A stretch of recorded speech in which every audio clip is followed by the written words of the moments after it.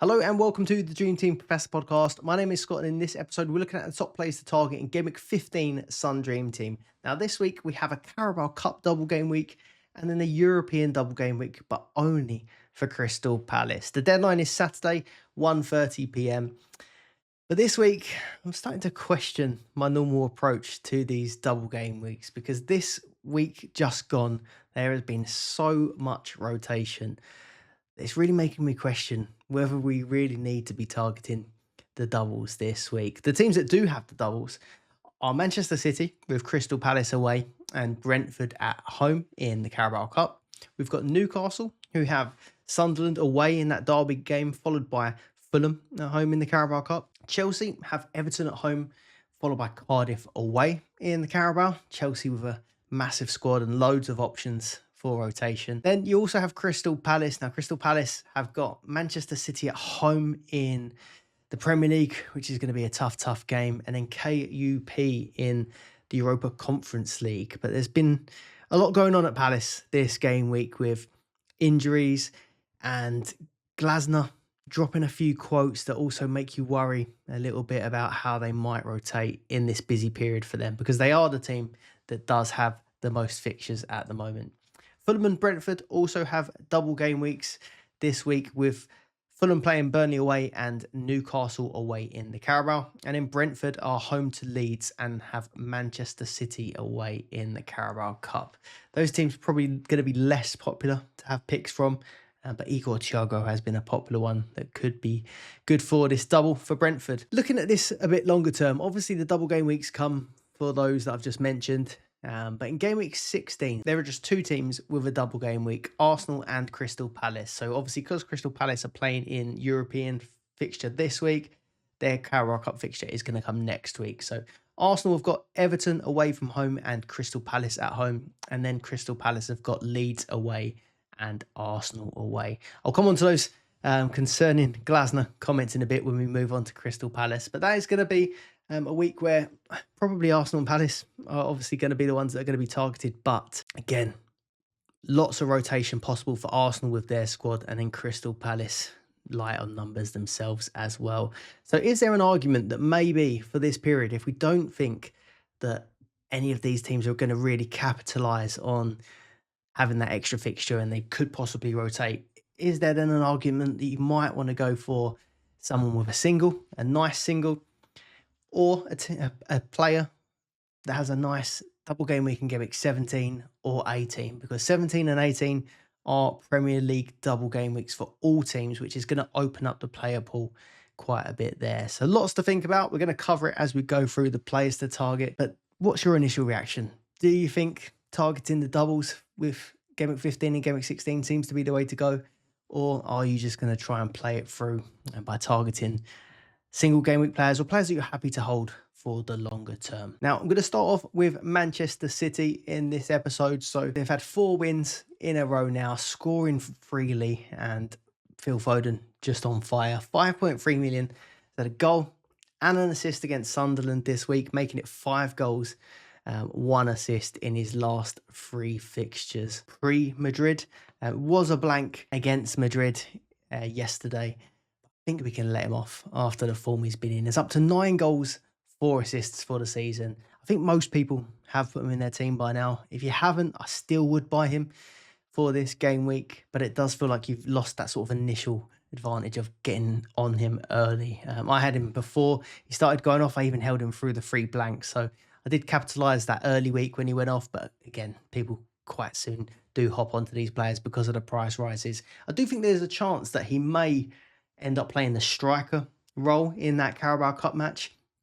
Obviously, Erling Haaland is there usually playing it, and of course he could also play it in that Brentford match. But you wouldn't be surprised if one of these two does get a rest in that Brentford match with the busy fixture schedule for them. Both of them have been playing good minutes, but both of them did get early rests in the last couple of games. So Foden and Haaland, obviously both really good picks, and we'll talk about captaincy because they both are contenders for this game week. Haaland did blank against Sunderland, but got a penalty goal against Real Madrid. So 14 points for the game week. Still not bad. 21 goals for the season. And Phil Foden is up to 9 goals, 4 assists, Now, Jeremy Doku, again, another player that's in most teams at the minute. I think he was over 70% in the top 1K. 4.7 million, got bonus in each match this week, shot from target in each, and he's up to 29 bonus points. So again, I still think if you haven't got any of those three, I still would get them in at this point. I still don't think it's worth going against them, but you probably won't get that much benefit in terms of players around you, but it will stop you falling further behind, in my opinion. So Doku was someone that I brought in this week, and yeah, happy to have him in the side now. But outside of that, I think that's where the differentials at City will be, because that power three there are the obvious ones. I think there'll be big rotation in that Brentford match. So in the last Carabao Cup matches, they have pretty much rotated the full team. Only Doku, Shirky, and Nico Gonzalez were the regular starters from the last Carabao Cup match who are playing regular now. So obviously, there could be big rotation, but the Brentford match, I don't think it'll be particularly easy. So I think it'll be a bit more of a mixture. Shirky, who I mentioned at 5.1 million, so he hit maximum bonus in that first fixture against Sunderland. 2 assists, that really disgusting Rabona assist as well. 2 shots on target and a big chance created against Real Madrid as well. So doing fairly well this game week. 3 goals, 7 assists for the season, takes him up to 10 attacking returns. So I do like Shirky. It would be a differential, but I just don't think he's as nailed for minutes as a Foden, a Haaland, or a Doku. Defensively, so I think the fixtures still do look okay. Crystal Palace, who are struggling for attackers now. Munoz now out injured, who's basically an attacker. Mateta's being managed. Sarr's out. I think it looks okay from a defensive standpoint. Brentford, obviously, it depends on what sort of team City put out, what type of team Brentford also put out. But again, you could see a clean sheet there. And I think West Ham in 16 as a single, and then that double in 17 all look okay for City. So I don't mind a defender at the minute. I was trying to look at which sort of centre-back pairing might play in the Carabao Cup. So Ake and Kusanov would be the only real possible centre-backs. I don't really see Kusanov as a centre-back all of the time, but he has played there in the Carabao Cup this week. Last time out. John Stones is injured, so I think that is the only possible pairing. Ake and Kusanov. You have got Rico Lewis, who could possibly come in on one side, and Ait Nouri, who could come in on the other, but he'll be off to AFCON fairly soon. So maybe there is a chance that a Vardiol or Diaz does end up playing, maybe one of the two. Vardiol, 5.5 million, so he's on a nice run of getting attacking returns. 2 goals, 4 assists now for the season. So got that goal against Sunderland and an assist against Real Madrid. 5.5 million is so expensive to pay for him. But if you do have a Munoz, you have got an expensive defender on the way out potentially. So I don't mind it, but I'm still not quite sure that he does justify the price point. Nico O'Reilly isn't down as a defender. He's obviously down as a midfielder, which is really, really off-putting, and it makes you not want to pick him.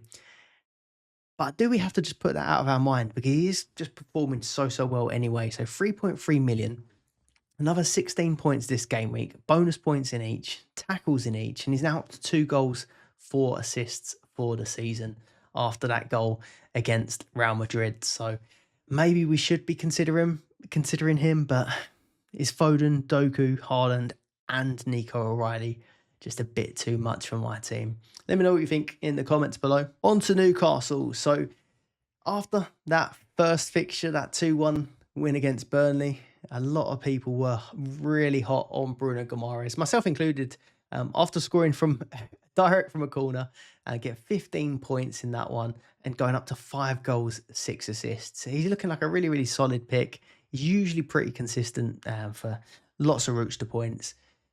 But then that come crumbling down, and it shows us kind of how fickle we can be when it comes to sort of dream team picks, because then it was an own goal against Leverkusen, and then you're staring at a 0-pointer, and all of a sudden it just looks a little bit less appealing.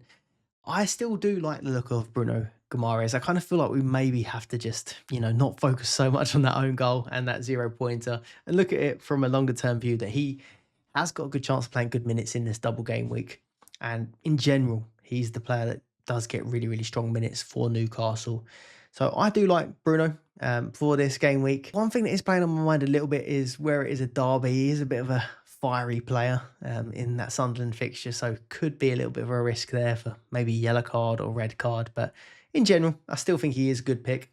My initial thoughts would be to go for Newcastle players this game week and then move them the following week onto Arsenal players, almost like chain it on, because Newcastle have got Chelsea at home in Gameweek 16, which isn't a very nice one, but then Arsenal do have that double of Everton and Crystal Palace. So that was my early thoughts.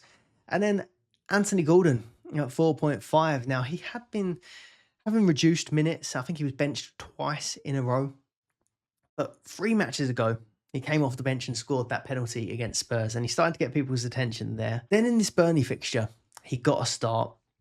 He scored a pen again, hit the woodwork twice as well, looking quite dangerous. He then starts Leverkusen, gets an assist against Leverkusen, and scores another pen, making it 3 penalties scored in a row for Anthony Gordon. So he is going to be on the radar for people now. The question mark is, why was he being benched for so many games in a row previously? Why were his minutes so bad? Now he started 2 in a row. Does that mean the next benching is coming? Or does that mean now he's, whatever it was that was causing a problem, be it form or be it fitness, is that out of the way now? And could he have a chance of starting 2 in game week 15? I do think there is appeal because of the penalties that keep coming. I know they won't last, but he has been hitting the woodwork in a couple of these games as well and getting bonus points and getting assists. So he has got other routes to points. I just have concerns whether he will start both next game week, but you will get a nice price rise after a 24-point game week to soften the blow if he is benched. So Anthony Gordon, another good pick for this game week. Voldemada has disappointed, I think, in general. So he has had an attacking return this week, but just an assist, 7 points. He blanked against Burnley, which that looked like the fixture that you really wanted to go for. But he is on 7 goals, 3 assists, which isn't a bad return. One concern might be that Visser now has had minutes off the bench in both matches. Maybe there could be a concern that Voldemada starts Sunderland and then Visser maybe starts the Fulham game. But overall, if I had him, I probably would just keep him. But I think it is now a little bit off-putting as a buy for this game week. Defensively, so I bought in Lewis Hall last week, and the Burnley match was the match you really did want. He ended up being benched for it, but they conceded really late on with a penalty. So as a Hall owner, I was quite happy about that. It wiped the clean sheet from most players. I think Dan Burn managed to bank it. And then Lewis Hall's routes to points kicked in, so scored okay off the bench in that match. But then in the Leverkusen match where they didn't keep a clean sheet again, Hall has done pretty well. So he came away with 5 points, 3 bonus points in this one, outscoring most of the other defenders. So I am still really liking Lewis Hall as a pick. If you haven't got him at 3.6, I think that's still a nice price point for him. I also like Livramento at 4.2. Now, I think he does have a good chance of starting 2 in game week 15, but the concern I do have is that Newcastle haven't had a clean sheet now in 7 matches. Now, I don't know why that wasn't in my mind when I decided to buy Lewis Hall. Maybe because I saw that Burnley match and thought that was sort of a guaranteed clean sheet. But that is a little bit of concern. Maybe not for just one Newcastle defender, but possibly for 2. Are they going to turn it around? Are they going to start keeping these clean sheets? Malik Chow, 3.9, also has been really popular. Now, I've had him earlier in the season. He was fine. It wasn't very exciting. I know it was exciting if you had him for his 2 goals, but Lewis Hall, to me, feels exciting. He might have matches where he concedes and then goes on to get tackle points, bonus points, attacking returns.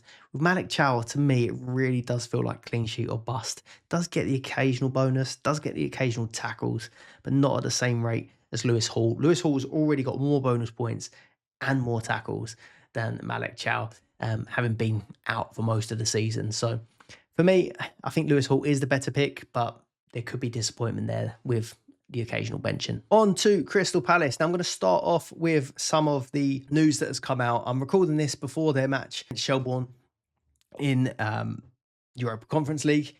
Now, the quotes from Glasner, we've obviously had Daniel Munoz injured this game week. I didn't take an opportunity to substitute him, so I've just left him as a did not play, which was quite disappointing. 5.9 million as well, taking up all that value.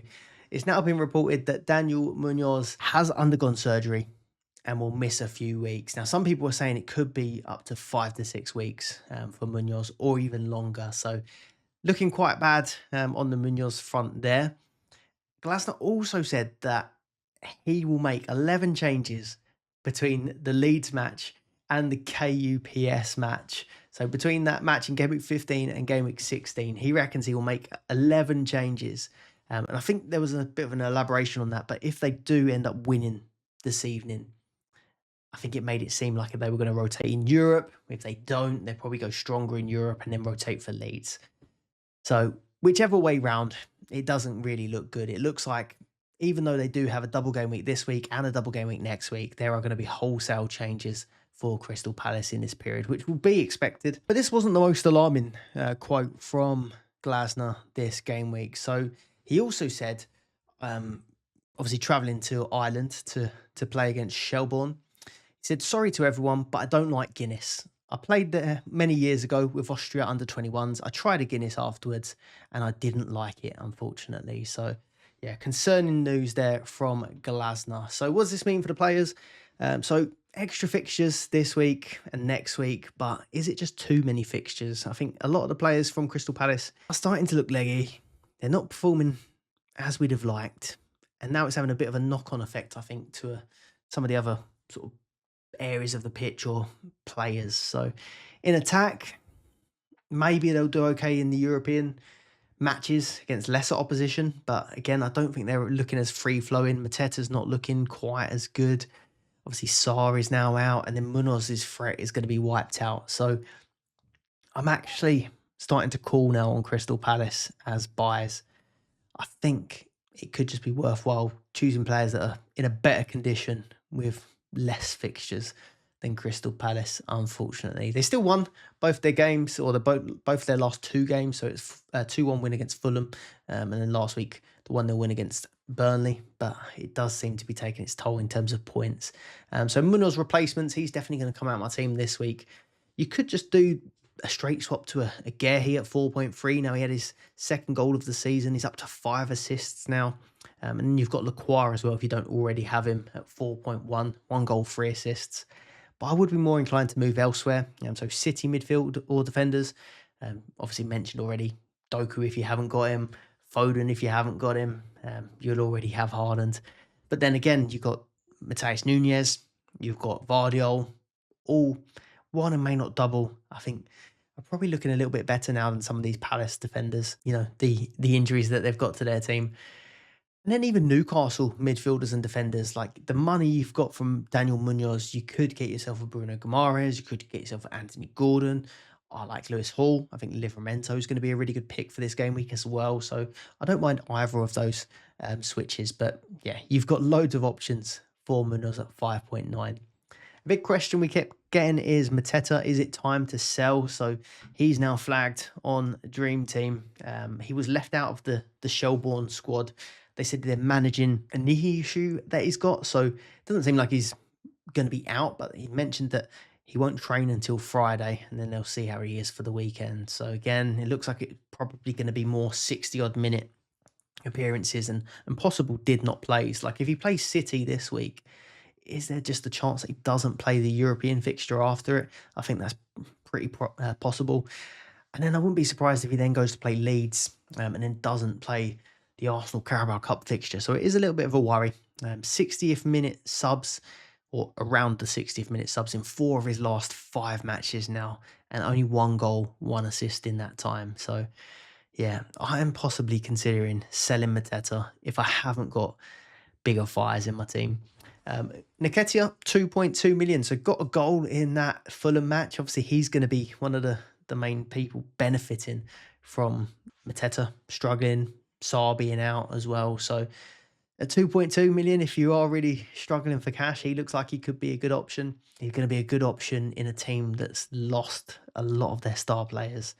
So I still think I'd be more tempted to look elsewhere. On to my team, Arsenal. So it is just a Wolves single in Gameweek 15, but at the minute, that looks like it's possibly the best single that you can target in a Premier League match. So Arsenal did lose to Aston Villa 2-1, which was a disappointing one. A really good match, though, to watch. And then a 3-0 win against Bruges, but there were wholesale changes in that one. So Declan Rice, I would have predicted that he was going to miss this Bruges game anyway, but apparently missed it through illness. Timber, while he was training with the team for the Bruges game, he then apparently I think something happened to him the morning of the game, which I think he said he took a kick or had a knock and ended up missing the Bruges game as well. Again, I wouldn't be surprised if this one was like a pre-planned, but Arteta definitely didn't make it sound like it was pre-planned. And then Gabriel Saliba already out. Saliba, they still keep saying is days, but again, he's been out for a little while now. Saka was also benched for this match against Bruges. So again, wholesale changes from the Premier League match to the midweek match. So again, I feel like that could be possible for Game Week 16 when it comes round to the Carabao Cup. But this week, Saka, 6.7, still a really, really good pick. If you don't have him, again, this could be another place to go if you are spending your Munoz money and you don't have Saka. Got an assist, 7 points against Villa. Did only play the 19 minutes against Bruges, but again, he will start Wolves. And I'm not certain he will start in the Carabao Cup. We've had Madueke and Martinelli both doing really well in midweek. But I think there's a good chance that he does get minutes in that one. So it makes him a decent pick for the next few weeks, I think. Madueke at 3.4, so got a brace against Bruges. 19 points. That's his third goal since coming back from injury. One of them was an absolute cracker as well. Trossard is injured, so there's a possibility that Madueke goes to left wing. I don't think Saka is at threat at all. I know people are saying that Madueke is going to be competition for Saka. I don't see it that way. I think he's going to be someone that might rotate with Saka at times. But Saka's place in the Premier League is still entirely nailed in my opinion. But that left wing position seems to be up for grabs, and Madueke's making a good impression at the moment. Martinelli also scoring a really nice goal is an option there. But so is Eza. Odegaard is back in the team, and Eza was pushed out to the left for Villa. But then he made a big mistake in that Matty Cash goal that saw him subbed off at half time. So maybe he's a bit on the naughty step at the minute. I think it's a bit of a risk to potentially go for Eza. Even though there is a good chance he starts Wolves, I just couldn't tell you exactly where that would be. Whether Odegaard starts it and Eza's on the left. Or like I said, Madueke or Martinelli could both start on that left wing. So Eza at the moment does feel a bit of a risky one for me. Even though it is one that potentially could do really, really well against Wolves. Rice would be a really nice pick as well. Again, I'm not convinced that that wasn't a pre-planned rest. It's a dangerous one to try and pick just in case Arteta is telling the truth and he has been ill. So, yeah, I think it's probably going to have to be a no-go for this Wolves fixture. And I think other than Saka, it's a really hard decision to make. Even up front, Mikel Merino started Villa, got subbed off early. Gyökeres came on, didn't look good. Played against Bruges, also didn't look good.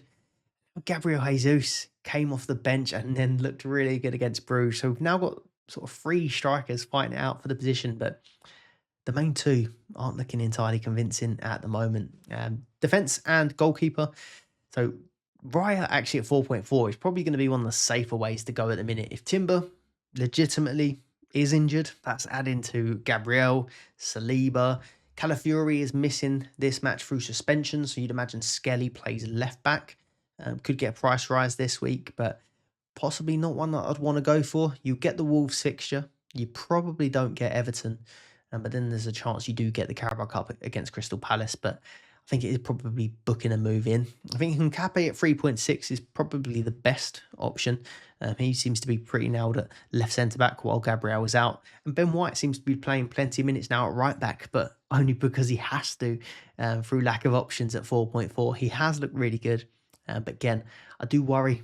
Was the reason we wasn't playing him because Timber was just so good and he couldn't get in the team? Or was it fitness concerns? And if it was fitness concerns, he's playing a lot of minutes suddenly. On to Chelsea. Now, they're one of the teams that do have a double this week, but their squad is so big. I think it's a really difficult one to try and choose players that you think might get two from Chelsea. And if it comes down to just players that get one fixture, I don't think they have the appeal of some of the other teams about at the minute. So draw against Bournemouth this week and then a 2-1 loss against Atalanta. So not entirely convincing.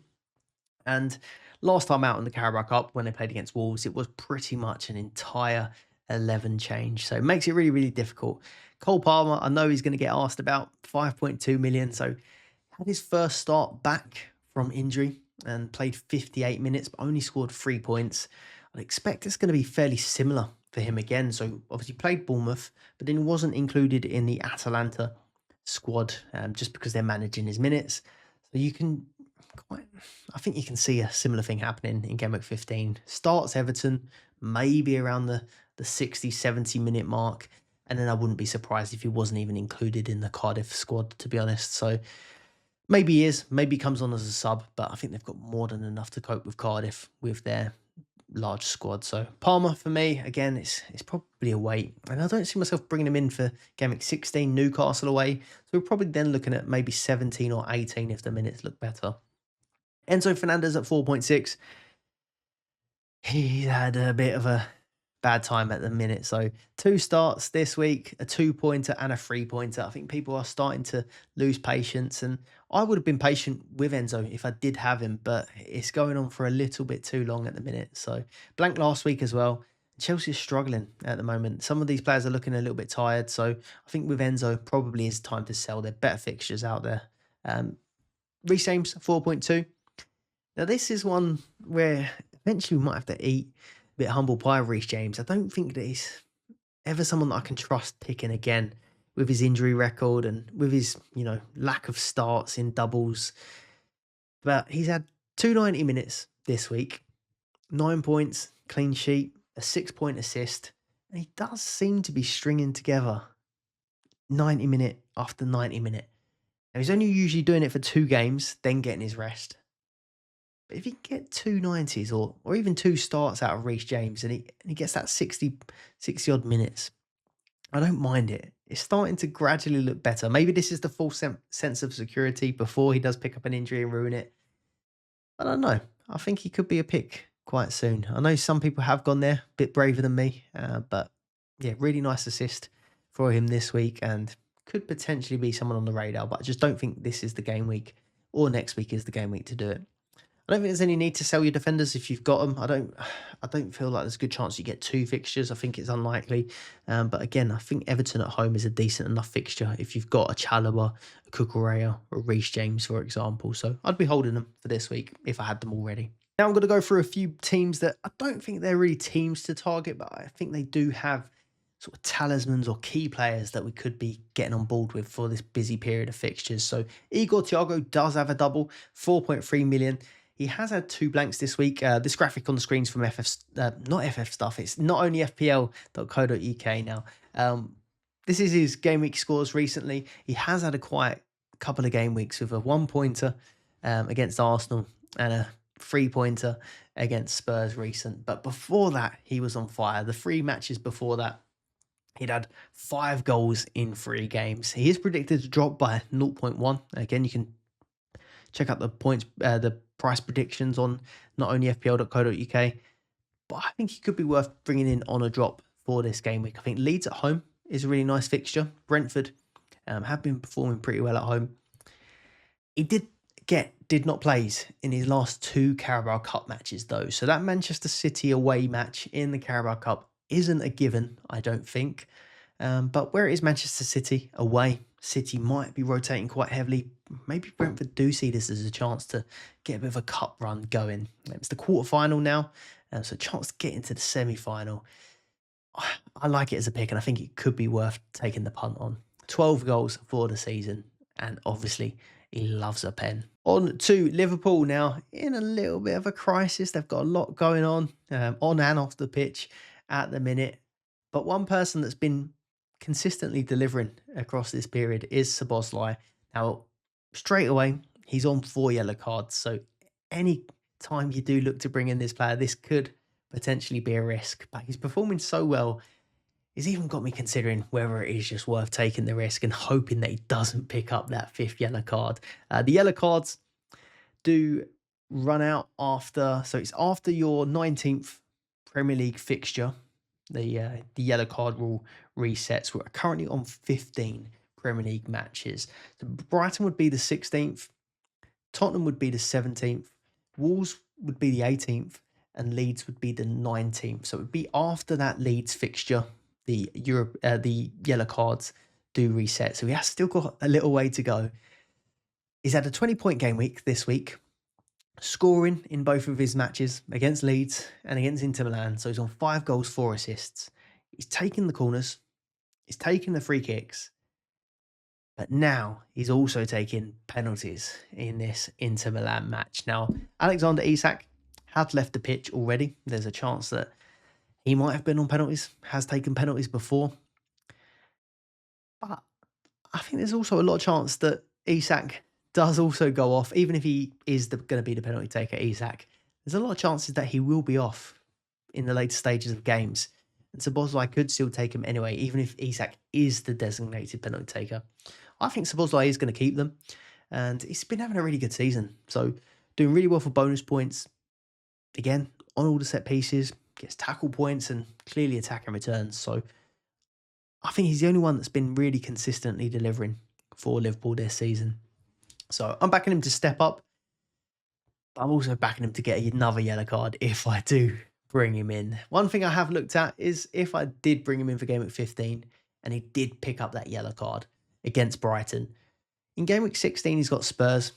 And then you could potentially sub him out after that. So Liverpool play, I think it's one of the earlier matches in Gameweek 16. And I did have a look and there are options to move him on to potentially an Arsenal player, I think it was, which would work well because Arsenal got a double. So if the worst did happen this game week, you could potentially move him on to someone quite good with a substitution. Now, it's not optimal. You don't want to be, using your sub because of a mistake you made, but it could get you out of trouble. If he does get it in game week 16, again, you just have to take him out ahead of 17, I think, or just leave him in for the Leeds single.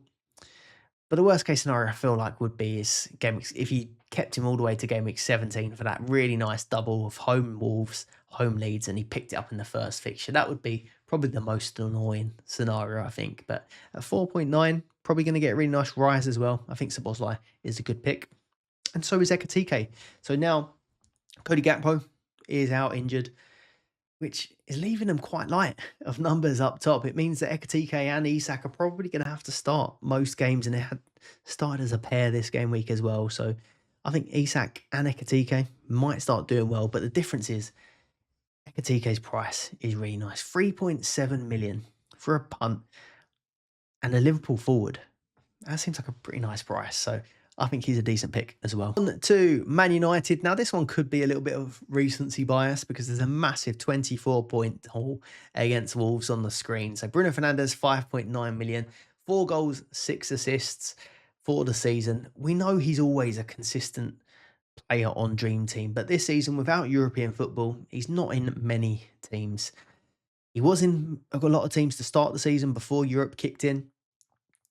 But we're now approaching a period where European football goes quiet for a little while. In Game Week 17, he's got a nice home double with Newcastle and Wolves. Game Week 18, it's away, but it's Leeds and Burnley. So that is a nice period to have Bruno Fernandes in for. But do you potentially consider going a little bit earlier on him? So we'll be getting a rise this week. He's had the 24 points. A downside is they are going to be losing players to AFCON. They've got Brian Mbumo, who will be going fairly soon. Ahmad as well. I think it's Mazraoui will be leaving. So they will be losing players, but does that make him better? He's already the most relied on player at that team, but are they going to rely on him even more? Or is that going to make Man United worse as a team and his ceiling then becomes lower? It's a hard one to consider. But he's got pens, he's got multiple routes to points. And is there a chance that in game week 15 and 16, while they are just single game weeks, a player that you bring in for a double isn't necessarily guaranteed to get them? So I think he could be considered for this game week. I'm not entirely convinced about doing it in 15 and 16, but game week 17, by then, maybe his price is going to be a bit more expensive and it's going to be harder to reach him. So could be considered for this game week. Spurs, now, I don't think they're in consideration for this game week. Nottingham Forest away, Liverpool at home, the next 2 singles, which are pretty tough. The nice fixtures have just gone with that home double of Brentford and Slavia. But before that, Kudus was delivering as well for the game week before. So in game week 13, he got a 9-pointer and an 8-pointer. And in game week 14, he's had 8 and 10. Now, 2 goals, 1 assist, max bonus in his last 4. He is on form. But the main thing that I just wanted to highlight in this episode is he took a pen against Slavia Prague. and it looks like he is now going to be the pen taker because Richarlison was on the pitch at the time. Simmons did take a pen in that same game, but Kudus had already gone off in that match. So that will be an interesting one if he is getting bonus points again, getting attacking returns again, and then the penalty taker for Spurs. He could be someone to consider. Maybe not this week, maybe not next, but in 17 and 18, the doubles look a little bit better. On to captaincy and boosters. It's probably going to be mostly just captaincy for this episode, but captaincy first at least. I think this week it's still pretty difficult to go against City. So 12 goals in their last 4 matches. They are really firing. They are one of the teams for potential double. But Haaland, he's been so good this season that I feel like if you did think that he was going to start 2 this week, then definitely captain him. I think if you think he's going to start 1 and possibly get a bench appearance, I still think he's a really good captain for this week. If you only think he's going to get the 1 fixture away to Palace, now that would be when you'd start to possibly consider going for someone else. Phil Foden has been a really strong option over the last couple of game weeks. I still would prefer to go for Haaland myself, but Foden could be considered as an option, especially if you think Phil Foden is going to start as the striker for Man City in that second fixture with Haaland rested potentially. But yeah, I think it's probably going to be Haaland for me again this week, which is really boring. But I do think there is a chance that maybe he plays even 20, 30 minutes in that Brentford match. And if he gets the start against Crystal Palace, who are, looking a little bit leggy at the minute, having players injured, I think Haaland could do some damage in that one. Bruno Guimaraes, I feel like he could start too, but there's no guarantees still. He's got a pretty high floor with routes to points, but again, it's quite low ceiling pick again. 5 goals, 6 assists for the season is pretty decent, but I don't know if I'd had the courage to captain a player like Bruno Guimaraes personally. Anthony Gordon is an option. He's coming into form. He scored 3 penalties in a row, hit the woodwork quite a lot of times as well. So again, really high ceiling pick, but would you be convinced that he definitely is going to start 2? And then again, if you only get Anthony Gordon for, say, 1 of the 2 starts, is he a better pick than Haaland this week? Probably not. So again, for me, I think I prefer Haaland or Foden over the 2 Newcastle guys. Igor Thiago would be a really nice differential. So Leeds at home and then Manchester City away. Obviously, the Leeds game is the one that you're going to be mostly targeting. I think you'd be grateful for anything against City away from home. He hasn't also been playing in the Carabao Cup previously. I think he played the first round. But after that, I think it was did not plays after that. So, yeah, I think it's a nice differential, especially with that first fixture. Leeds are improving, but again, penalty taker, talisman for the team. I don't mind it. If it was a single game week, I think Saka is the pick at home to Wolves, and you could also target that one. But I do like the option still of just even getting a start and some minutes off the bench. So for me, it's boring, but I think it probably is going to just end up on Haaland again for this game week. Maybe a max captain would solve your problems for this game week, but I do think that FA Cup match, game week in Gameweek 19, looks a little bit better. Lower league opposition. If you do get it right, I think there is more chance of some real smashings in that game week. But game week 17 and game week 18 are going to be popular booster game weeks as well with those Premier League double game weeks. So I would save boosters for 17 and 18. Even 19 if it was max captain. On to my team update then. So for game week 14, I'm currently on 85 points, but this could change because this is pre-Aston Villa and pre-Crystal Palace. Munoz has to go for me this game week, so did not play in both matches. I did consider the Bruno Fernandes substitution. Obviously now kicking myself that I didn't do it, but I didn't fully trust. I know it was Wolves, but I didn't fully trust Manchester United. They are a bit up and down. So, yeah, didn't imagine that it was going to be a 24-pointer. In my head, I thought a substitution in a single, I'd want at least 10 points. And I wasn't entirely convinced that Bruno would do it. 24 points, he's absolutely cleared it. I did make that sort of substitution earlier in the season, going for Brian Mbumo, who scored above that sort of 10-point threshold that I wanted.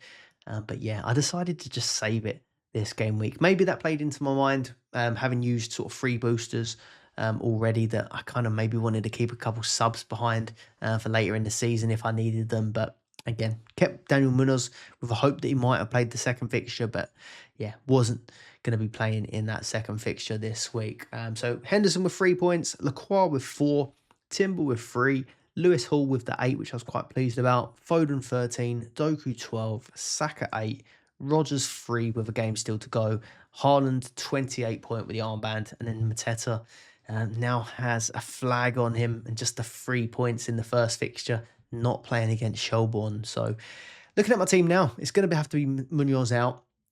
And I've then got a sort of decision to make whether I keep trusting Mateta to manage this knee problem. Does he just get the one fixture next week, or does he have a chance of at least featuring in 2?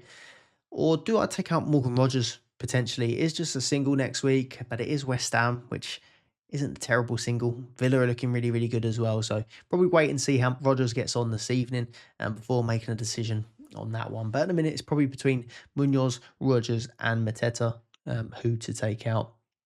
Another question mark on this team is going to be Yuri and Timber. Do I think he's going to play? I do think that Timber's going to be all right for that Wolves match. But one thing I may need to consider is if he isn't okay for the Wolves match, possibly subbing him out. So some options that will play after the Arsenal match would be Manchester City, Newcastle and Brentford. So I've named a few players that I do like the look of from each of them teams. So I just want to keep myself possibly the option of moving Timber to some of those players. So this is how my team would line up currently with no changes.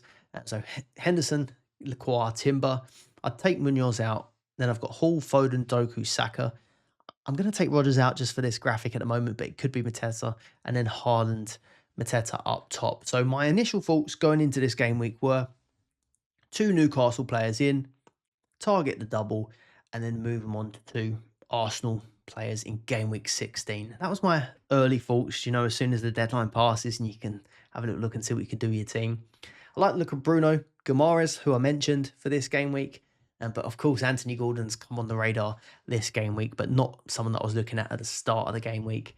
I also like Livramento as well, staying at that 4 at the back formation. I think he's going to play a lot of minutes as well. So out of those 3, I could have gone for 2 Newcastle and still could. But I also like the look of Igor Thiago for Brentford. So possibly a pairing of a Newcastle defender, Newcastle midfielder, and Igor Thiago, both with the potential to play twice this game week.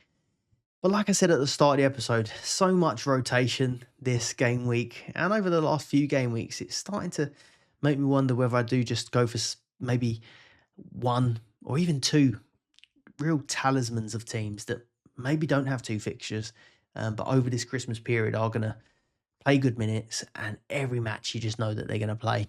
So yeah, that is something that's sort of been on my mind, something we've been chatting about in the Dream Team Tonic Discord quite a lot as well. So at the moment, some options that I've been looking at, I'm going to bring it up on the screen and start making some of these changes and playing around with it on the screen, because I haven't fully decided what changes I would make. But one of the ones I'd like the look of at the minute was Anthony Gordon and Szoboszlai. So both of them get rises, both of them take pens, and I mean, Gordon's had 3. Is it going to be sustainable? We said that Igor Thiago's pens wasn't sustainable early in the season, and he keeps on getting them. So maybe you could got to put yourself in a position to get lucky. So that would look something like this. So taking out Munoz, taking out Morgan Rodgers, and going for something like Anthony Gordon and a Szoboszlai. Now, I think that looks pretty good for this game week. But again, a few things that I'd have to consider is Szoboszlai. Obviously, if he did pick up that yellow card, he would be someone that would need to be subbed the week after, potentially, if not transferred out. And then Yuri and Timber this game week. Now, if I did go Yuri and Timber, or keep Yuri and Timber, make those transfers, and then it turned out he was injured, he'd missed the Wolves game, but I would be able to sub him on to some other players, like I mentioned, Brentford, Newcastle, and Manchester City. But the problem is I'll be at 3 at the back. So if Timber was injured, I wouldn't be able to go Timber to a Igor Thiago, for example, or even an extra midfielder, because I'm already on 5 and I've got 3 defenders there. So that would be less exciting of a sub. It would end up being someone like a Vardiol or someone like a Livramento instead. But I quite like the look of that team. There I'd have the City penalty taker up top, Mateta as the Palace one if he was playing, Szoboszlai possibly on pens, but more of a long-term pick with those nice doubles coming up later. And then Gordon, it is one that's a recency bias. I think no guarantees of definitely starting to, and someone that did sting us earlier in the season. But Saka, again for Wolves, looks quite good, and I think that backline is relatively solid as well. But some other options I like the look of, I obviously could still go for Bruno Guimaraes as well as Anthony Gordon this week and stick to my initial plan of going for two sort of Newcastle players and then swapping them onto an Arsenal player or two Arsenal players the following week. If we knew that Declan Rice ended up playing the Wolves match and does well, he'd be on a rise, so you could switch Bruno Guimaraes to a Declan Rice next week, or you could move an Anthony Gordon onto one of the attackers if you were more confident that they would get good minutes, like a Madueke or like a Martinelli or an Eza, even a striker in Gyökeres, but I just don't feel that great about him at the minute. If I did want to leave my options open for possibly getting to a Thiago, potentially with that substitution for Timber, obviously I could swap one of Gordon or Guimaraes to Livramento, or again, another option, instead of Bruno Guimaraes, maybe keep Anthony Gordon and go Igor Thiago. So you kind of get the gist of what I'm looking at here. It's going to be probably Newcastle. It's either going to be targeting that Brentford double in the Carabao Cup with Igor Thiago and Newcastle, or maybe just going for a single game week player alongside a Newcastle player or alongside a Thiago, and then going for a Szoboszlai. Who else have I mentioned? Bruno Fernandes in this instance. I would still have 1.2 million in the bank to do that. Or even a Declan Rice if there was a dreamland where Arteta said that Declan Rice is 100% not ill and he would start, I wouldn't even mind putting Declan Rice in for this game week. But yeah, at the moment, I'm going to have to contemplate what happens here. And again, if Morgan Rogers does well this evening and Mateta doesn't look like he's going to be playing in the double next week, I could just easily keep Morgan Rogers in the team and then just go with a Thiago and go with a Newcastle player instead. I can afford a Gordon or Bruno Guimaraes this way around. So yeah, at the moment, still contemplating what these moves would be. I haven't fully decided, but I have got pretty good options with the expensive players that I'm probably going to be taking out. So that's my rough thoughts. Sorry if you was hoping to know my transfers this game week, because I don't know them yet. But that is along the lines I'm thinking for game week 15. As always, if you've enjoyed it, please do leave a like, subscribe to the channel if you're not already. And if you have any comments, do leave them in the comments below. Thanks for watching, and I'll see you on the next one. Bye-bye.